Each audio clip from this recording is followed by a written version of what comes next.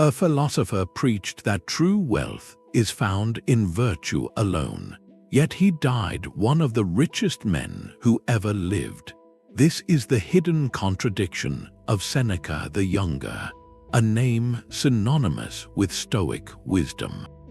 His letters and essays are masterclasses on finding peace through simplicity, on the dangers of greed and the emptiness of luxury.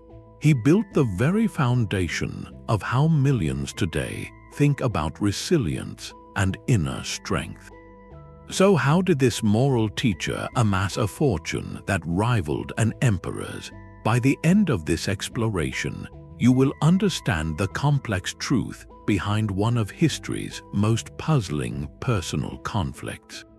We will sift through the evidence, examine his own elaborate justifications, and discover what this 2,000-year-old action reveals about all of us. The stakes are surprisingly personal. When a thinker we admire fails to live by their own rules, does it invalidate their wisdom, or does it make their struggle our most valuable lesson? To understand his contradiction, we must first understand the ideal he championed.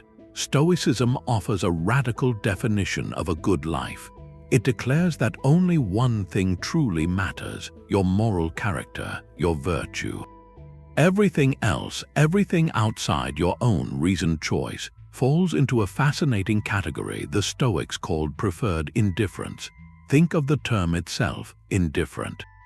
It does not mean unimportant. It means these things lack the power to make you good or bad, happy or unhappy in your deepest core. Wealth is a preferred indifferent. So is good health, a solid reputation, even the well-being of your family. Their opposites, poverty, illness, disgrace, are dispreferred indifference.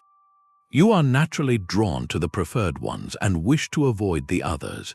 But here is the crucial distinction: your happiness, your eudaimonia, cannot depend on securing them. A virtuous person can be fulfilled even in poverty. A corrupt person remains wretched even on a throne of gold. Seneca himself wrote beautifully about this. In one letter, he argues that the wise person is content with what they have, quoting, "A person is not poor according to what they possess, but according to what they desire." In another, he warns that riches expose the mind to arrogance, and attachment to luxury makes it soft. He paints a picture of serene self-sufficiency, where external fortune, good or bad, merely provides the material for practicing virtue. The test of character, he suggests, is not in having wealth, but in how you hold it lightly, ready to let it go without a flinch. This is the pristine, almost austere standard Seneca the philosopher so eloquently set. It is a standard that makes his own life story not just a personal failing, but a profound human drama. The stage was set, the principles were clear.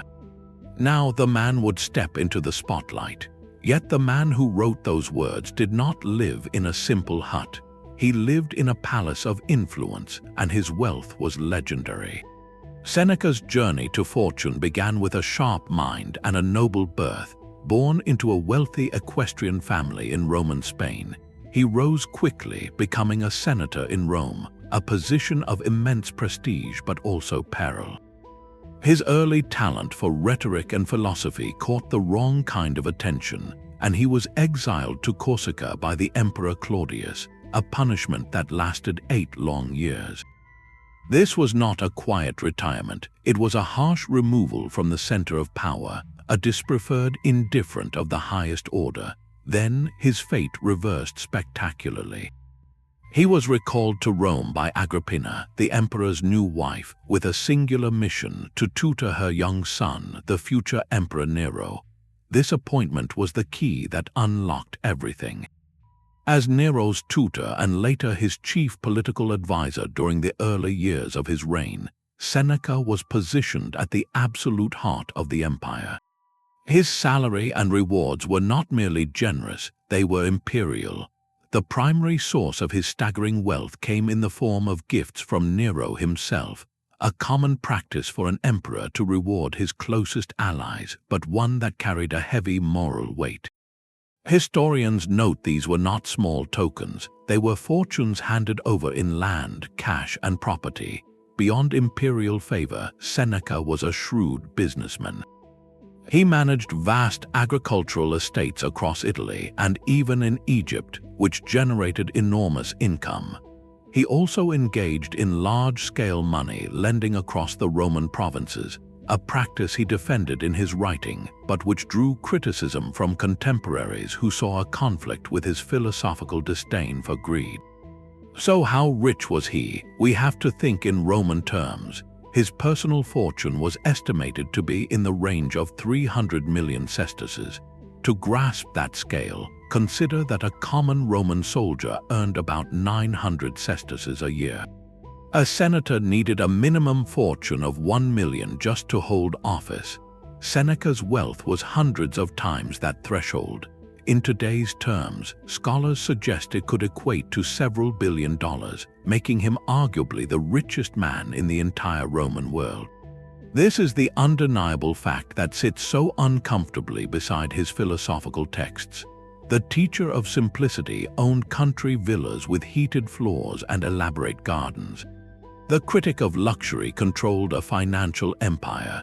The contradiction was not a minor gap, it was a chasm visible to every citizen in Rome, and Seneca knew they were watching.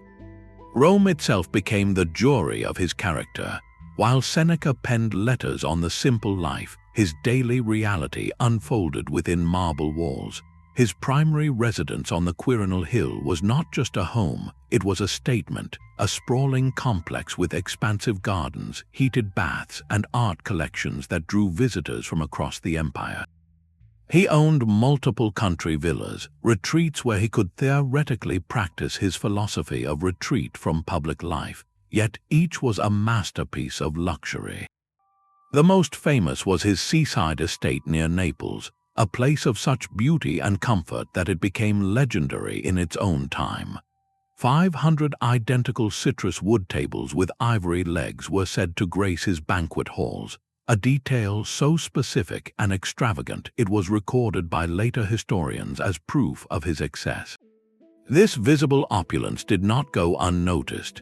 In the crowded, gossip-fueled streets of Rome, Seneca became a figure of fascination and scorn. The public saw a stark disconnect, a man whose words preached detachment from wealth while his life displayed an intimate embrace of it. The satirist Juvenal, writing a generation later, captured this popular sentiment with a biting pen. He mocked the so-called wise men who decried the vices of the age from within their gilded palaces, philosophers who owned more estates than they could ever visit. The historian Tacitus, while more measured, also noted the tension. In his accounts of Nero's reign, he describes Seneca's vast wealth as a point of vulnerability, writing that it invited envy and criticism, that it shone too brightly and cast a shadow on his moral authority. Even his peers in the Stoic community raised eyebrows. We have fragments of letters from other philosophers questioning how a teacher of virtue could justify such immense holdings. The accusation was not merely about having money, it was about scale and visibility. To the Roman citizen, to the struggling artisan or the modest farmer, Seneca was not a fellow traveler on the path to wisdom. He was the philosopher in the palace, a living symbol of a troubling question. Can you truly understand the virtue of simplicity if you have never known a day of want? This external criticism crystallized into the charge that has echoed for 2 millennia: hypocrisy. It was a public verdict delivered not in a court of law, but in the court of opinion, and it has shaped his legacy ever since. But what did Seneca himself say in his own defense? Seneca was acutely aware of the whispers. He heard the accusations of hypocrisy echoing through Rome's forums and dining halls, and he did not remain silent. In his written works, he constructed a detailed and fascinating defense, a philosophical justification for his immense fortune. His most direct argument is laid out in a text titled On the Happy Life, addressed to his older brother. Here, Seneca does not apologize for his wealth. Instead, he reframes it entirely. he proposes that riches are neither good nor evil in themselves. They are, in his words, an instrument. Think of a master carpenter's chisel. In skilled hands, it can carve beauty and function from raw wood. In careless hands, it becomes a danger, capable of causing injury or ruin. Wealth, Seneca argues, operates on the same principle. For a foolish or vicious person, money amplifies their flaws, fueling greed, arrogance, and indulgence. But for the wise person, the philosopher who has mastered their own desires, wealth becomes a powerful tool for practicing virtue on a scale otherwise impossible. It provides the material means to be magnificently generous, to support artists and thinkers, to offer aid in times of public crisis, and to provide security for friends and family. He paints a picture of the good steward, a person who uses their resources not for personal luxury, but as a force for good in the community. This leads to his crucial, and some would say convenient, distinction. Seneca claimed he was not the owner of his vast fortune, he was its guardian. This is a subtle but profound shift in perspective. An owner is attached, possessive, defined by what they have. A guardian is detached, responsible, and temporary. A guardian manages an asset for a purpose beyond themselves, ready to release it when the time comes without their inner peace being disturbed. He wrote that the wise person does not love their riches but would rather have them than not have them. They let them into their home but not into their heart. In this framework, his luxurious villas and fine tables were not signs of personal indulgence, but merely the tools and settings appropriate to his station, the necessary backdrop for his role as advisor to an emperor and patron to Rome. It was a brilliant rhetorical move. It allowed him to argue that his wealth did not contradict his Stoicism, but rather elevated it, providing a grander stage upon which to perform the virtues of wisdom, justice, and magnanimity. The question for us, and for his critics then, was whether this was a genuine philosophical stance or an elaborate excuse. Could one truly guard 300 million sesterces without, in some quiet corner of the soul, beginning to feel like their owner? The answer may lie not in his words about wealth, but in his actions surrounding its ultimate source. The instrument, however, is only as virtuous as the hand that wields it. So we must ask, did Seneca's use of his fortune match his lofty description of benevolent stewardship? The historical record reveals a troubling friction. While he certainly performed acts of public generosity, funding building projects and offering interest-free loans to friends in the senatorial class, another side of his financial activity tells a different story. Seneca was deeply involved in money lending across the Roman provinces, a common practice for wealthy Romans, but one fraught with moral hazard. The most damning account comes from the historian Dio Cassius, who connects Seneca's financial dealings to a moment of profound crisis. He reports that Seneca suddenly called in a massive loan, 40 million sesterces, that he had issued in the distant province of Britain. The local tribes who had borrowed the funds could not possibly repay such an enormous sum on demand. This aggressive recall of debt is cited as one of the direct triggers for the Great Rebellion led by Queen Boudica in the year 60 or 61 AD. The subsequent conflict resulted in tremendous hardship, the loss of life in the tens of thousands, and the destruction of major Roman settlements. Now we must be careful. Ancient historians often wove narrative threads to make a point, and direct causality is complex, but the story persists because it illustrates a powerful contradiction.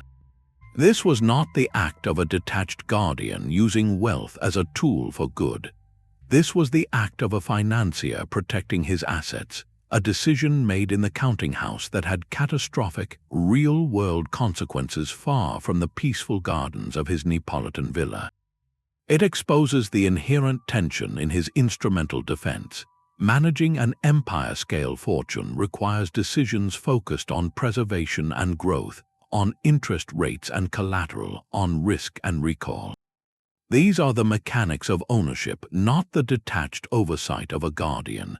can one simultaneously be a compassionate Stoic sage and a ruthless collector of debts?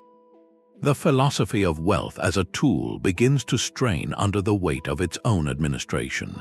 It suggests that perhaps the very act of accumulating and maintaining such monumental riches creates its own moral gravity, pulling even the most disciplined mind toward the very attachment Stoicism warns against. The rebellion in Britain stands as a stark historical question mark against Seneca's elegant theory. If his wealth was merely an instrument, did its music, in that instance, sound more like the clatter of coins than a hymn to virtue?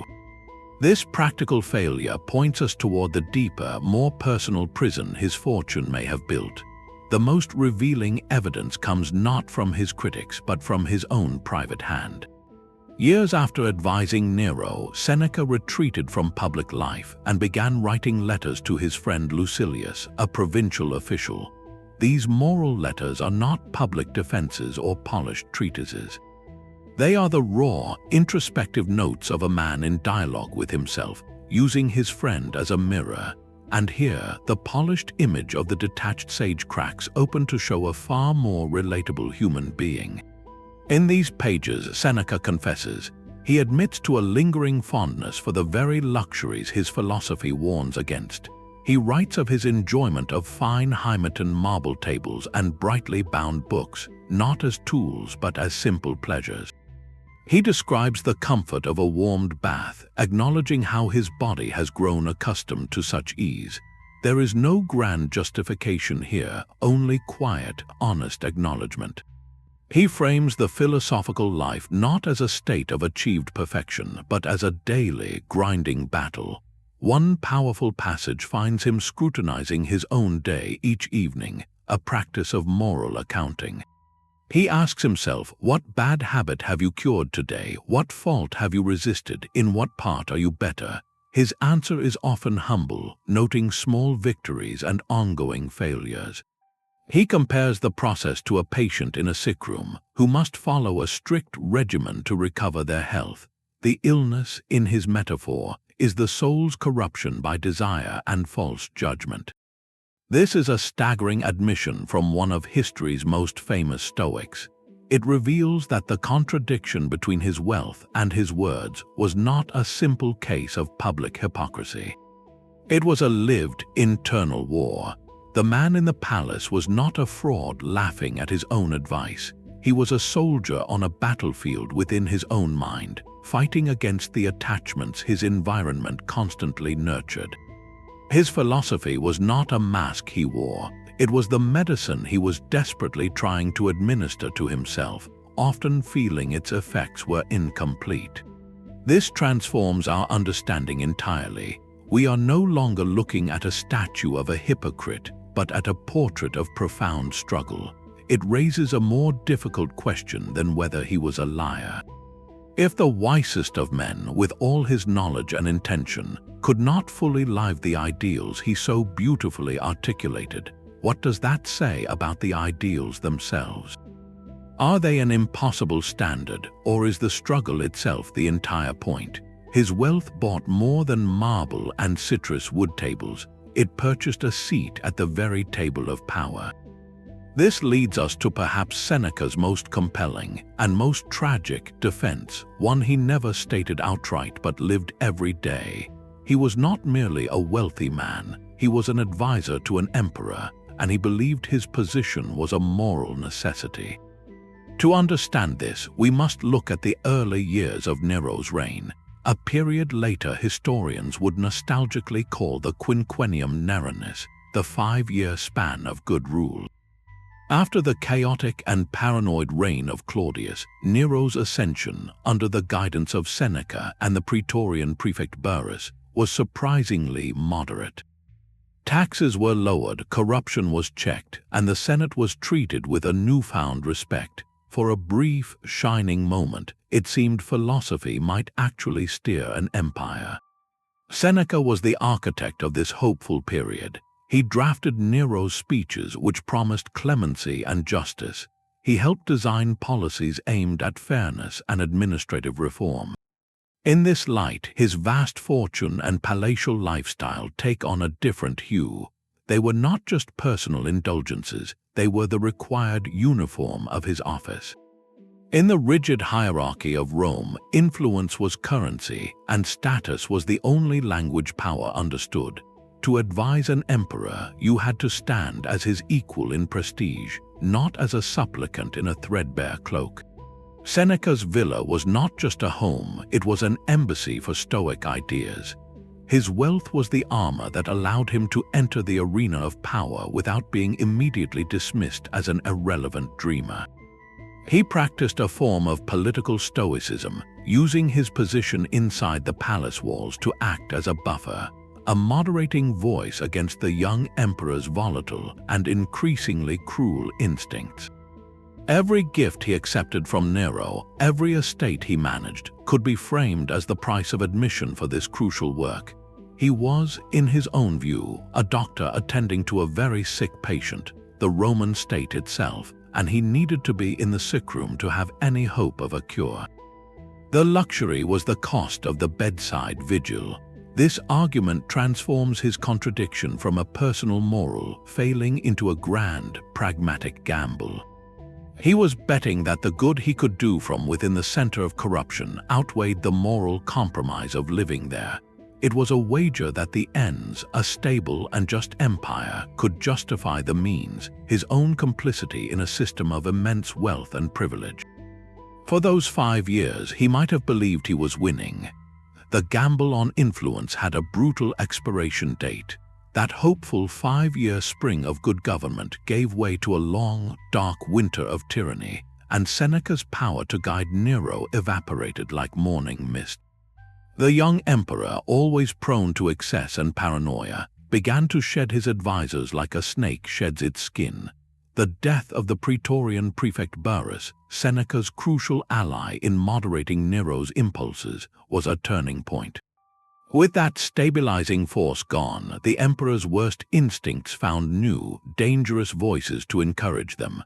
Seneca, the philosopher who had once drafted speeches on clemency, now found his counsel ignored, his presence tolerated more as a prestigious relic than a true power. He requested permission to retire, to give back his wealth and retreat to a life of study, a move that would have been the ultimate test of his guardian philosophy. Nero refused. The emperor understood the symbolism all too well. Allowing his famous tutor to leave would be a public admission that wisdom and virtue were abandoning his court. So Seneca was trapped, a wealthy prisoner in a gilded cage, his influence hollowed out but his title and fortune keeping him chained to a monster's side. This is where the moral cost of his position became devastatingly clear. To maintain his status, to even remain alive, he was forced into complicity. The most chilling example came after Nero orchestrated the death of his own mother, Agrippina, the very woman who had brought Seneca back from exile. The act sent a shockwave of horror through Rome. Nero, reeling from the public reaction, needed to justify the unjustifiable. And who did he task with crafting the official explanation? The letter to the Senate that would frame this horrific act as a necessary defense of the state. Seneca, the philosopher who wrote so beautifully on mercy and natural affection, was now drafting the political cover for a matricide. Historians note that the speech was a masterwork of cynical rhetoric, painting Agrippina as a conspirator and Nero as a reluctant hero.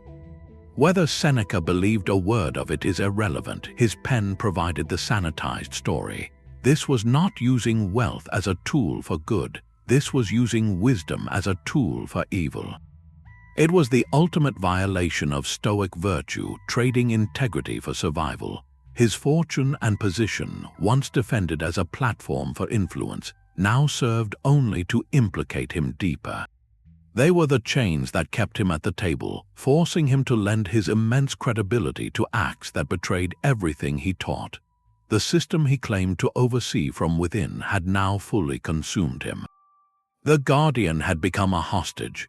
Seneca's struggle was not a unique failure, but a single note in a much older philosophical debate. To understand his specific tension, we must widen our view and listen to the other voices in that ancient conversation. The question of wealth and virtue was a central fault line, and different schools of thought mapped entirely different paths across it. On one extreme stood the Cynics, with Diogenes of Sinope as their most famous champion. He took the Stoic idea of indifference to external things to its absolute, radical conclusion. Diogenes famously lived in a large ceramic jar, owned only a cloak, a staff, and a wooden bowl, and performed all the acts of daily life in public to demonstrate his complete freedom from societal shame and material need. When he saw a child drinking water from his hands, he threw away his bowl, declaring the child had outdone him in simplicity. For Diogenes, property was not a tool, it was a chain. True wisdom meant rejecting the entire system of wealth and status to live in accordance with nature, which for him meant with almost nothing at all. His philosophy was a direct, embodied critique of men like Seneca. Then, on the other side of the spectrum, we find Aristotle. His view was far more pragmatic and would have felt familiar to many of Rome's elite. Aristotle argued that a certain level of wealth was not just acceptable, but necessary for the good life, which he called eudaimonia. He saw material means as providing the leisure, security, and resources required for the highest human activity, philosophical contemplation, and participation in civic life. Poverty, in his view, could be a crushing distraction, making virtue difficult to cultivate. He advocated for the golden mean, a moderate wealth that supports virtue without becoming an object of obsessive pursuit. This is a world away from Diogenes' jar, and what of Seneca's own philosophical ancestors? The founder of Stoicism, Zeno of Citium, was said to have lived with notable simplicity. He taught in the painted colonnade, the Stoa, from which the school took its name, and stories emphasize his modest lifestyle. While not a pauper, he modeled a detachment from luxury that later Stoics would point to as the ideal. So where does this leave Seneca? He stands in the messy, complicated middle of this ancient dialogue. He is not Diogenes, utterly rejecting the material world. Nor is he Aristotle, comfortably accepting moderate wealth as a social good. And he is not Zeno, living the uncomplicated simplicity of the early Stoic model. Instead, he tries to forge a third way, a precarious synthesis. He attempts to take the Cynic and early Stoic ideal of inner freedom and detachment, and somehow weld it to the Aristotelian reality of immense, active political engagement. His life becomes an experiment, an attempt to hold two powerful philosophical currents in one hand, the river of ascetic wisdom and the river of worldly responsibility. His contradiction, then, is not merely personal hypocrisy. It is the visible strain of that impossible synthesis cracking under its own weight. He is trying to answer a question that still haunts us. Is it possible to be in the world, to wield its power and enjoy its comforts without ultimately being of the world? His fortune was the crucible for that experiment, and the results, as we have seen, were agonizingly mixed. This broader context makes his story not smaller but grander. It moves us from judging one man to contemplating a timeless human dilemma. Perhaps the most human way to understand Seneca is through a simple, modern idea, cognitive dissonance. This is the deep mental unease we feel when our actions do not align with our beliefs. It is a kind of psychic friction, and the mind will do almost anything to reduce it, to restore a sense of internal harmony. Look at Seneca's life through this lens, and a new pattern emerges. Here was a man whose core philosophy taught that wealth was an indifferent, a mere tool, and that true happiness came from virtue alone. Yet he lived surrounded by staggering opulence, a life of palaces and imperial favor. The dissonance must have been a constant, low hum in the background of his mind. His prolific writing, then, can be seen not just as teaching others, but as a sustained, brilliant attempt to quiet that hum for himself. Each essay on poverty, each letter extolling simplicity, was an effort to bridge the gap. When he crafted the argument that the wise person is wealth's guardian, not its owner, he was building a philosophical bridge over a chasm of personal conflict. He was trying to convince himself, through elegant logic and beautiful prose, that his life could still be coherent. This transforms his work from a detached set of principles into something far more relatable, the intellectual labor of a man trying to make peace with his own choices. The very intensity of his focus on wealth and virtue suggests it was a wound he kept probing, a problem he could not solve in practice, so he sought to solve it in theory. His philosophy becomes a record of that struggle, a map of his attempts to navigate the dissonance. Consider the raw honesty in his letters to Lucilius, where he admits to still enjoying his luxuries. This is not hypocrisy in the simple sense, it is the dissonance laid bare. He is reporting from the battlefield of his own mind, acknowledging the enemy's strength even as he fights it. The psychological reading suggests that his immense philosophical output might itself have been a product of this tension. Had he lived like Diogenes in a jar, would he have felt such a burning need to write millions of words on the dangers of attachment? Perhaps not. His search for Stoic peace was so urgent and so profound precisely because he lived so far from its simplest expression. The grandeur of his thought may have been fueled by the anguish of his contradiction. In this light, his failure to live perfectly by his own code is not a reason to dismiss him. It is the very source of his enduring relevance. He was not a sage on a mountaintop. He was a brilliant, flawed person in the trenches of life, using philosophy as his tool to understand his own confusion. And in doing so, he left a manual not for the perfect, but for the rest of us, who also live with gaps between what we believe and how we live. Seneca's life forces us to confront a difficult choice. For anyone trying to live a Stoic life not in isolation, but within the bustling heart of society, his story presents a core dilemma. Is the only way to be a truly consistent Stoic to withdraw completely, to reject wealth and power as Diogenes did?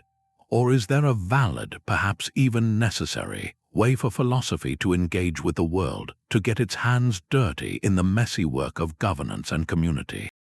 This is the practical Stoic's quandary, and Seneca lived it at the highest possible stakes. On one side of the scale sits purity of principle. This path demands radical simplification. To avoid the corruption of wealth, you refuse it.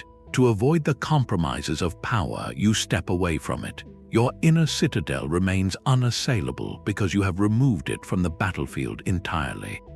Your philosophy is consistent, clean, and personally virtuous, but the potential cost is your broader impact. You leave the mechanisms of society, for better or worse, in the hands of those without any philosophical guardrails.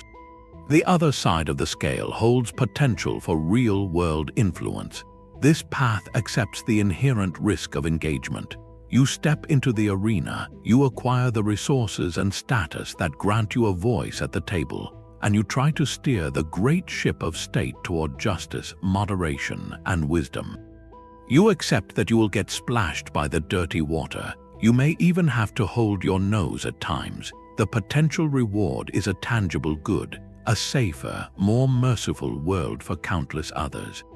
But the cost is the constant, grinding compromise of your own principles. Your inner citadel is perpetually under siege from the very world you are trying to influence. Seneca chose the second path, and his life is our most detailed case study in its costs. For 5 years, his gamble seemed to pay off. His influence helped craft policies of clemency and reform, a period of good government that benefited the entire empire. This was the potential for broader impact made real, but the price of his seat at the table was a fortune that invited scorn and a dependence on Nero's favor that became a trap. The compromise began with accepting extravagant gifts and reached its nadir when he was forced to draft the justification for an unforgivable act. Each step deeper into the machinery of power made it harder to extract himself without losing everything, including his life. His story asks us, where is the line? At what point does the compromise required to do good in the world corrode the very goodness you are trying to enact? Is it when you accept the first suspicious gift, when you stay silent about a minor injustice to maintain your access, or only when your pen is drafting a defense of matricide?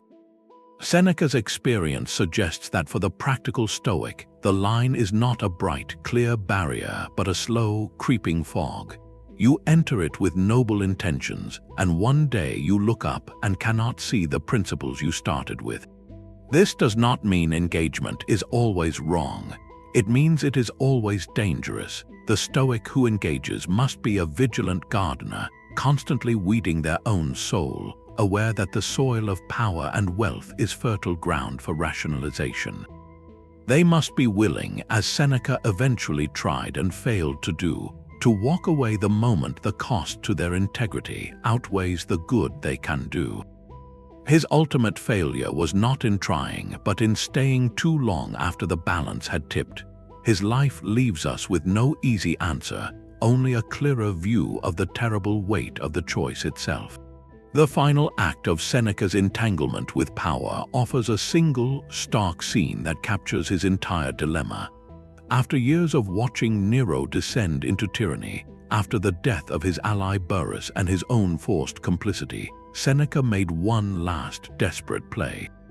He requested a private audience with the emperor and offered to give it all back: every sesterce, every estate, every luxurious villa, his entire fortune, estimated at 300 million sesterces. He proposed to return this colossal wealth to the imperial treasury, asking only for a quiet retirement to pursue his studies and philosophy in peace. It was a breathtaking gesture, the ultimate test of his guardian theory. He was not just talking about detachment, he was enacting it, or so it seemed. Nero's response was immediate and revealing. He refused. The emperor would not accept the money. He praised Seneca's loyalty and insisted his old tutor keep every bit of his property. On the surface, this might look like gratitude, a ruler rewarding a faithful servant, but in the paranoid atmosphere of Nero's Rome, it was something far darker, a trap snapping shut. Nero understood that Seneca's wealth was not just money, it was a hostage. As long as Seneca held that immense fortune, he remained publicly tied to the emperor's favor, his reputation stained by its source. If Nero allowed him to give it back and retire, Seneca would transform in the public eye from a compromised courtier into a noble philosopher who had renounced corruption for principle. He would become a living critique of the regime, a symbol of integrity that could inspire opposition. Worse, from Nero's perspective, stripping Seneca of his wealth would also strip him of his primary vulnerability. A poor Seneca is a dangerous Seneca with nothing left to lose. By forcing him to keep the money, Nero kept him complicit, compromised, and under control. The wealth was no longer a reward, it was a chain, and Nero held the leash. So what does this episode reveal about Seneca's gesture itself? Was it a sincere attempt at renunciation? A calculated political maneuver, or a hollow performance? The most compelling interpretation is that it was all three, a layered act born of genuine desperation. Seneca sincerely wanted out, the moral cost had become unbearable. But he was also a master political strategist, and he would have known such an offer was a test of Nero's character. If the emperor accepted, Seneca wins his freedom and moral vindication. If Nero refused, as he did, Seneca wins a different kind of moral victory, exposing the emperor's distrust and his own trapped position for history to see. It was, in essence, a checkmate move in a game he could no longer win. The episode crystallizes the final, inescapable truth. Seneca's wealth had become a currency of power and suspicion so potent that even the act of giving it away was a political weapon. He could not renounce it because the system would not allow it. His fortune, once defended as a tool for influence, had ultimately become the very thing that nullified his freedom. He was entangled not just with money, but with the toxic logic of absolute power, a logic that corrupts every exchange, even the offer of a return. This was the classroom Seneca claimed he never left. If his wealth was a contradiction, he argued it was a deliberate one, a spiritual obstacle course he had chosen to run. In his writings, he transforms luxury from a simple vice into the most advanced training ground for virtue. The truly easy life, he suggests, is not the one free from temptation, but the one that masters it from within. A person living in poverty faces one kind of test, the hardship of need. But a person of immense fortune, Seneca proposes, faces a far more complex and relentless examination. Their test is the burden of plenty. He catalogues these burdens with the precision of someone who felt their weight daily. First, there is the ever-present fear of loss. The richer you are, the more you have to lose, and so your mind becomes a fortress under perpetual siege, anxious about thieves, market crashes, political shifts, or the fickle favor of an emperor. Then comes envy, a poison that flows toward wealth from all directions. You become a target for flatterers who want your money, for rivals who resent your status, and for the public who scrutinizes your every move. Your life is no longer your own, it becomes a public spectacle. Finally, there are the constant, draining demands. Your time is not yours, it is a commodity claimed by petitioners, business partners, social obligations, and the sheer administration of your empire of possessions. In one of his letters, he writes with startling honesty, "The greatest disadvantage of great wealth is that it removes leisure. It chains you to the management of things." So why would anyone choose this? Seneca's answer reframes his entire life. He presents his palatial existence not as a betrayal of Stoicism, but as its postgraduate program. Imagine two students learning to swim. One practices in a calm, shallow pond. The other is thrown into the deep ocean with its powerful currents. Both are learning the same skill, but the one in the ocean is being tested under the most demanding conditions. Seneca placed himself in the ocean of wealth.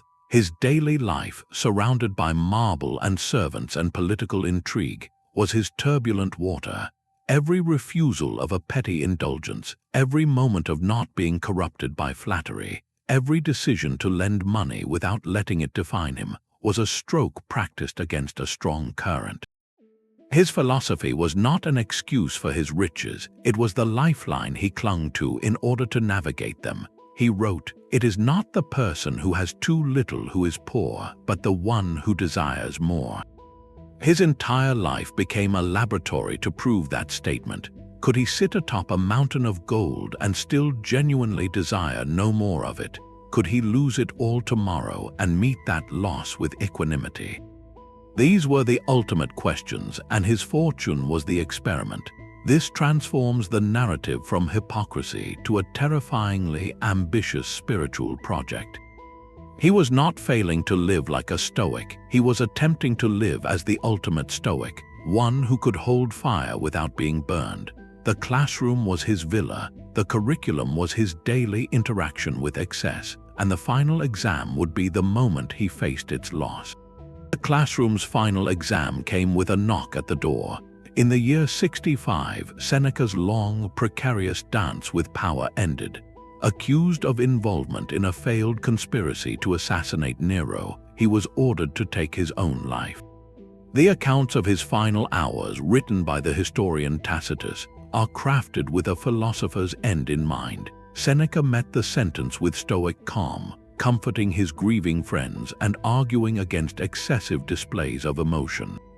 He opened his veins, but his aged body was slow to release its life. He drank poison, which also failed. Finally, he was placed in a hot bath where the steam slowly stilled his breath. It was a death meant for the history books, a performance of philosophical principle in the face of tyranny. And in that final, brutal moment, his wealth played its last, ironic role. The hot bath that eased his passing was a luxury, a symbol of the very lifestyle his critics mocked. He died as he lived, surrounded by the material comforts that made his virtue so debatable. This final scene ensured the debate would not die with him. For 2,000 years, the figure of Seneca has served as a recurring archetype, the intellectual compromised by power and luxury, a cautionary tale that every new era feels compelled to reopen and judge anew. The early Christian writer Tertullian, while admiring Seneca's moral character, could not reconcile his philosophy with his life. He called Seneca, quote, often one of us, pointing to the noble sentiments in his writing that echoed Christian values. Yet the staggering wealth was a stumbling block, a sign of a soul still tethered to the worldly city, not the city of God. For Tertullian, Seneca was a brilliant pagan who came so close to truth, yet remained tragically entangled in the very system he critiqued. Centuries later, the Renaissance thinker Michel de Montaigne engaged with Seneca not as a hypocrite but as a deeply human companion. In his essays, Montaigne returns to Seneca constantly, wrestling with his contradictions with a sense of personal kinship. He admired the grandeur of Seneca's thought and the beauty of his prose, but he did not look away from the life. Montaigne saw in Seneca a mirror for his own internal conflicts, the struggle between public duty and private contemplation, between enjoying life's pleasures and transcending them. He treated Seneca not as a failed saint, but as a supreme example of a thinking, feeling man trying to navigate an impossible world. Montaigne's take was one of compassionate understanding, seeing the struggle itself as more instructive than any myth of perfect consistency. Then came the Enlightenment with its fierce emphasis on reason and moral integrity. Here, Seneca faced some of his harshest judges. The French philosopher Denis Diderot, in his Encyclopedia, dissected Seneca with cool, analytical disdain. He acknowledged the philosopher's talents but condemned what he saw as glaring hypocrisy. For Diderot, Seneca's life was a public lesson in bad faith. How could a man write so eloquently against tyranny while serving as the first minister of a tyrant? How could he preach poverty while lounging in marble baths? Diderot saw not a complex human drama, but a simple failure of courage and principle. Seneca became, for the rationalists, a symbol of how easily philosophy can become a decorative veneer for moral compromise, a warning that ideas divorced from action are ultimately empty. This long procession of critics reveals something profound. We do not judge Seneca in a historical vacuum. Each era projects its own anxieties about wealth, power, and integrity onto his story. The early Christians saw a soul divided between heaven and earth. The Renaissance humanist saw a fellow traveler in the art of living.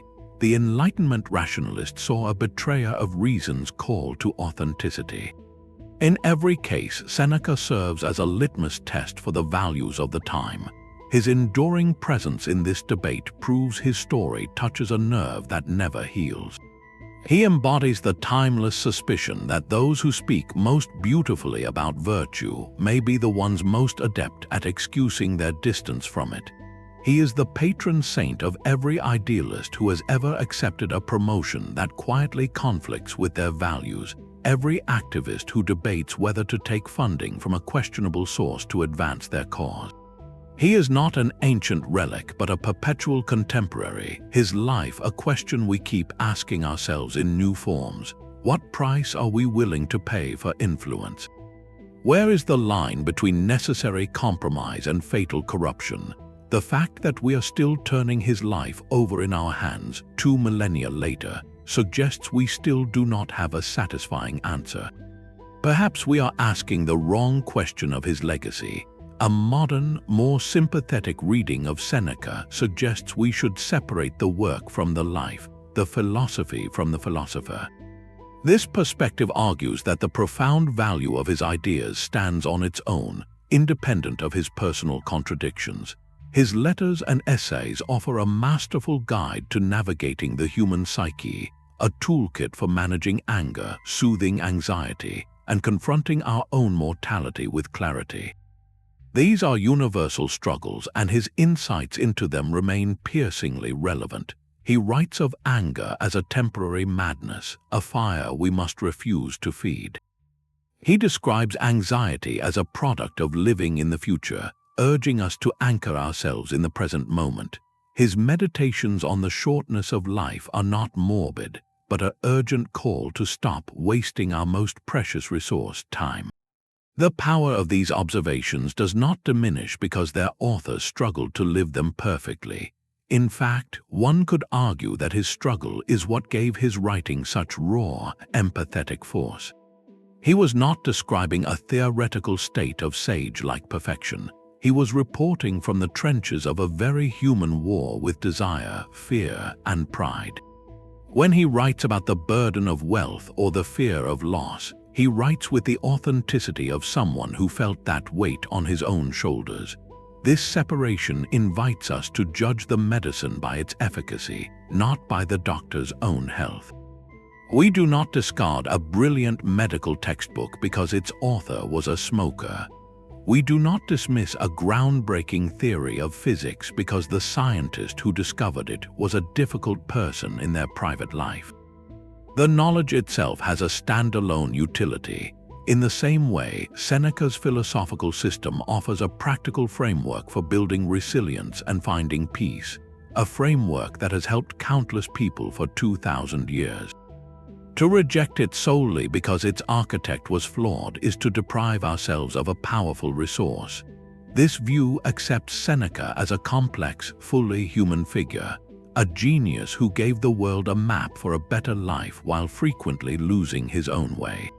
It allows us to learn from his brilliance while also learning from his failures, treating his life not as a disqualification, but as a cautionary subtext.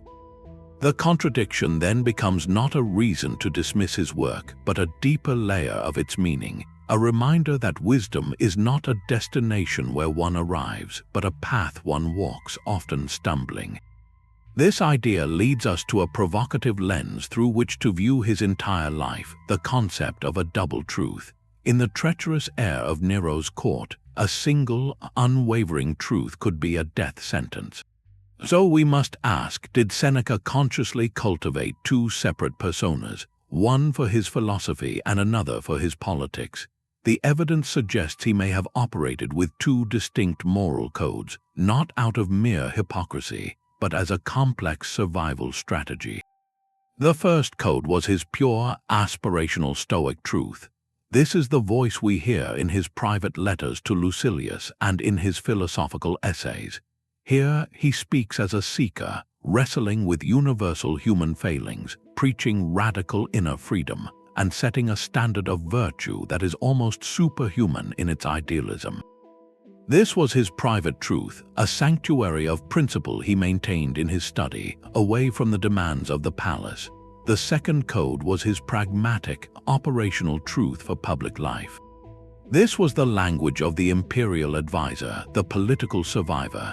This code understood compromise, accepted necessary evils, and spoke the language of realpolitik. It justified accepting gifts from a corrupt source if those resources could then be used to moderate that same corruption. It rationalized drafting a terrible speech if refusing to do so would mean being replaced by someone far worse. This double existence was not unique to Seneca. It was the unspoken rule of life under an autocrat. To survive and retain any sliver of influence, one had to master a delicate dance, publicly affirming the emperor's will while privately clinging to one's own moral compass. The question is whether Seneca saw this as a temporary, tactical duplicity or as a permanent fracture in his soul. His writings hint at a deep awareness of the split.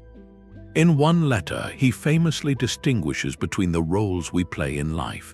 He writes, "I will look upon all the roles I play as a man, as a citizen, and as a father." Each role has its own duties. This can be read as a philosophical observation, but also as a quiet justification for compartmentalization. The duty of the citizen and advisor in a tyrannical state might, by grim necessity, differ from the duty of the private man and philosopher. Was this a conscious, cynical deception? Or was it a tragic but necessary psychological adaptation? Consider the environment. Nero's court was a nest of spies, flatterers, and sudden, violent purges.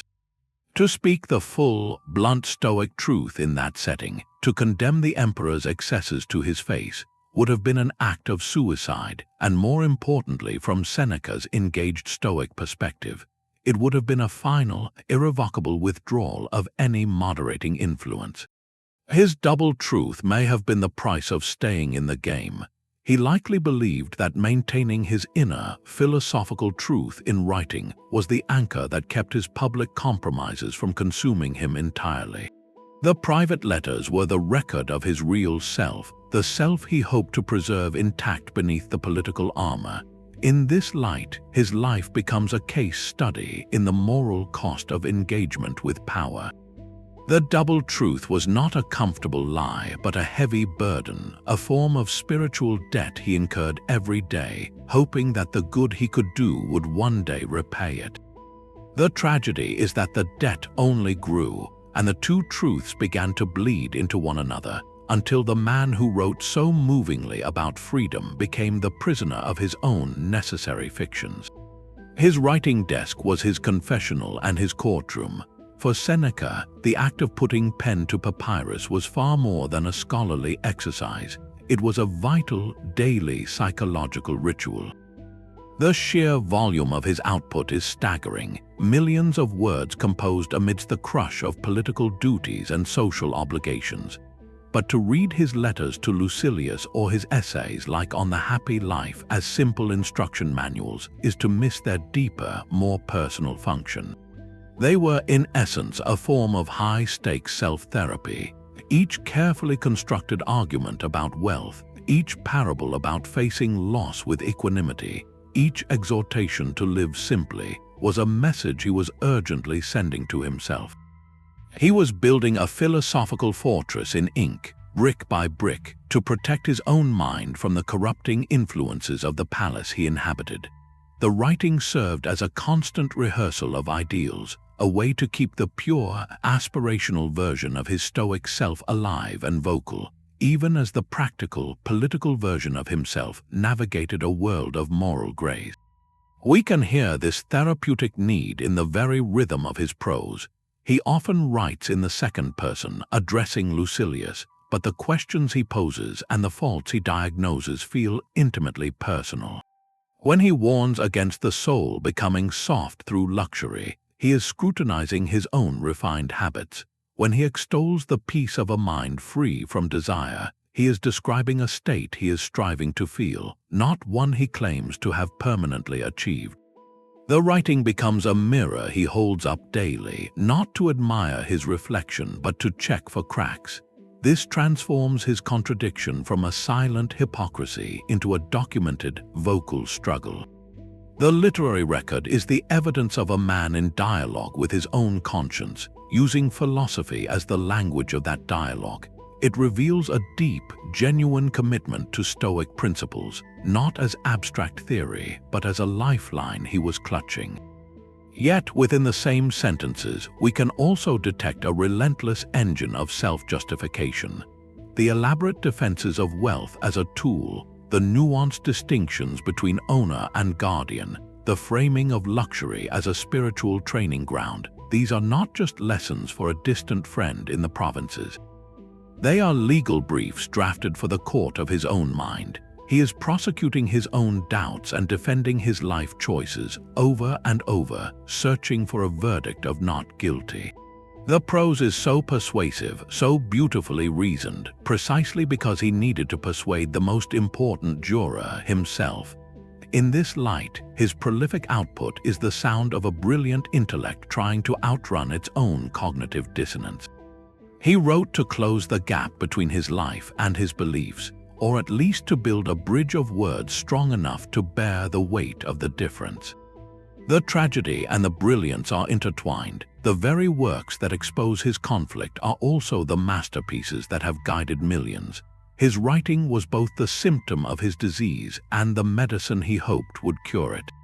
The knock on the door came in the spring of 65. Nero's messenger delivered the sentence. Accusation of involvement in a conspiracy meant the philosopher must take his own life. In that moment, the long dance with power reached its final, brutal step. The accounts of what followed, penned by the historian Tacitus, read like a carefully staged play, a final lesson composed for posterity. Seneca met the order with a calm that seemed to embody his deepest teachings. He comforted his weeping wife and distressed friends, chiding them for their tears, asking where their philosophy had gone. He opened the veins in his arms and legs, but his aged, thin body was slow to release its life. He then drank a dose of hemlock as Socrates had, yet it too failed to bring a swift end. Finally, he was carried into a hot bath where the steam gradually stilled his breathing and his heart. His final words, dictated to scribes as he died, were a final gift of thought to the world. This death was a performance of Stoic principle, a deliberate demonstration of meeting fate with unwavering acceptance. It was the ultimate act of detachment, letting go of life itself with the same reasoned composure he had urged others to apply to the loss of property or status. The scene was crafted by him and by history to be remembered, a philosopher's death to match a philosopher's life. Yet the props in this final scene were deeply ironic. The hot bath that eased his passing was a symbol of the luxury that had long shadowed his reputation. He died as he had lived, surrounded by the material comforts that made his virtue so perpetually debatable. This contrast between the messy complexity of his 80 years and the stark, dignified simplicity of his final hours would forever alter how the world saw him. In death, Seneca achieved a clarity that eluded him in life. The compromises, the political calculations, the vast fortune, all of that began to recede into the background of the story. What remained front and center was the image of the old sage, unjustly condemned by a tyrant, meeting his end with courage and reason. This transformation was powerful and immediate. He became a martyr to philosophy itself, a symbol of intellectual integrity crushed by arbitrary power. That narrative was far cleaner, far more inspiring than the tangled reality of the imperial advisor who had helped write the tyrant's speeches. For later generations, from Roman writers to Renaissance scholars, this ending allowed them to frame his entire life as a long preparation for this ultimate test. The wealth could be reinterpreted not as a contradiction, but as a burden he had borne without letting it corrupt his core, proven by his willingness to leave it all behind without a flinch. Political compromises could be seen as the difficult, necessary path of a good man trying to steer a bad ruler, a mission that ultimately cost him everything. His death became the seal that authenticated his philosophy. It was far easier to venerate a martyr than to puzzle over a conflicted millionaire. In a single, controlled act, Seneca offered the world a resolution to the dissonance that had defined him, not by explaining it, but by seemingly transcending it. The messy, human struggle was overshadowed by the clean, heroic exit. This legacy, cemented by his death, invites a difficult question. Does the dignity of an ending forgive the compromises of the journey? Can a final moment of principle redeem a lifetime of nuanced, imperfect choices? The true test of a Stoic fortress is not its outer walls, but its inner gatekeeper. At the very heart of Seneca's philosophy, and indeed all of Stoic thought, lies a powerful metaphor, the inner citadel. This is the idea that within each person exists an inviolable core, a fortress of the mind built from reason and moral judgment. Its strength determines your peace, for while the outer world, your body, your reputation, your possessions, can be invaded by fortune, this inner self remains sovereign territory if you choose to defend it. This is where we must look to resolve Seneca's contradiction, not at the marble of his villa, but at the architecture of his intention. The critical Stoic concept here is proherses, a Greek term meaning our faculty of moral choice, our reasoned will. This is the commander of the citadel. Everything outside this faculty, your wealth, your social standing, even your health, is classified as external, as indifferent to your true moral worth. The sage is not someone who lacks these externals, but someone whose proherses remains unshaken by their presence or absence. So the piercing question becomes, did Seneca's immense wealth necessarily mean his inner citadel had been breached? From the outside, the answer seemed obvious. How could a man preaching simplicity live in such opulence without his soul being corrupted by it? Yet Stoicism offers a more nuanced internal standard. It suggests the breach occurs not when you possess the gold, but when the gold possesses you. The corruption is not in the villa, but in the attachment, the fear of loss, the identification of yourself with your estate. Could Seneca, in the quiet of his own judgment, have maintained that separation? This is a state incredibly difficult, perhaps impossible, for any outsider to truly assess. We can see his actions, we can read his justifications, but the condition of his proherses, the alignment of his deepest intention with virtue, was known only to him. His writings suggest a man perpetually conducting an internal audit, constantly questioning his own motives and comforts. This relentless self-scrutiny was the sentry duty of his citadel. When he wrote that a wise person lets riches into their home but not into their heart, he was describing the ideal garrisoning of the self. The failure, if there was one, may not have been in the fact of his wealth, but in the immense, constant psychic energy required to manage it without succumbing to it. His life then becomes a case study in the extreme difficulty of maintaining that Stoic core when the external world you've built is so vast, so demanding, and so visually at odds with the philosophy you profess. The inner citadel can remain technically unconquered even while under perpetual, exhausting siege. So we are left not with an answer, but with a living question. The story of Seneca refuses to be neatly resolved into a simple verdict of hero or hypocrite. Instead, it presents a genuine, enduring tension, a human knot that cannot be fully untied.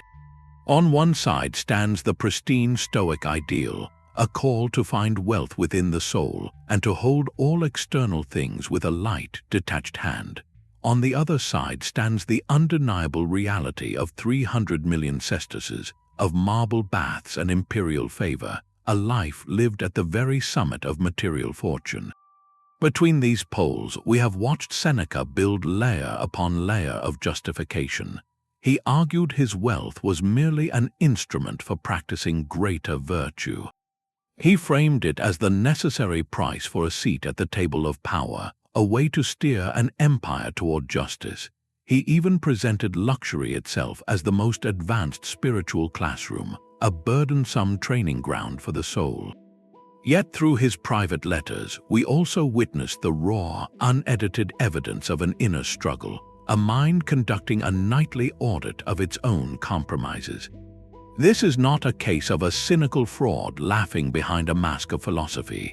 It is the record of a brilliant, deeply self-aware person trying, and often failing, to reconcile two powerful forces, the call to a life of perfect principle and the demands of a life of immense worldly engagement. To dismiss him as a simple hypocrite is to miss the profound value of this very tension. It is the unresolved nature of his story that makes it so compelling and so useful to us. His life does not offer a clean model to follow. It offers a mirror in which to examine our own contradictions. We all navigate gaps between what we believe and how we live, between our ideals and our practical necessities. Seneca's grand, public struggle forces us to ask where we draw our own lines. How do we engage with systems of power or wealth without being consumed by them? When does a necessary compromise become a fatal corruption of our core values? These are not ancient questions, they are the daily architecture of a modern life. By refusing to resolve neatly, Seneca's legacy keeps these dilemmas vividly alive, inviting not our judgment but our thoughtful, uncomfortable reflection. Perhaps the greatest lesson Seneca offers is not how to resolve such a tension, but how to live honestly within it.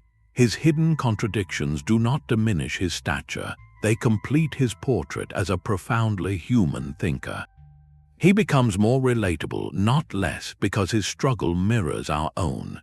We see in him the universal gap between the person we aspire to be and the person our circumstances often require us to become. His writings gain a new poignancy when read not as commandments from a perfected sage, but as field notes from a lifelong expedition into that very gap.